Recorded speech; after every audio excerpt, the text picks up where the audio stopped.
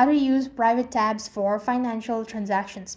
Using private tabs, also known as incognito, in private or secret mode, for financial transaction is a common practice to enhance local privacy, particularly on a shared device. While it won't hide your activity from your bank or internet provider, it ensures that your sensitive login details and session data aren't saved on the device. Now, what you could do is to open up private tabs. You could just go ahead and open up any Chrome that you have on your device. Tap the three dot, and there you have a new incognito. Here, you can just go ahead and make sure to log in. You could do anything. Now, this is not going to save it, and this is how you could open up private tabs as well.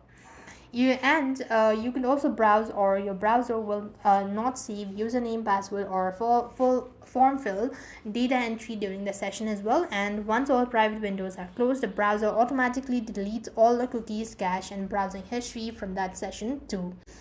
And it creates a clean slate session that is isolated from your standard browsing data, scripts, and cookies, reducing the risk of cross-site tracking as well.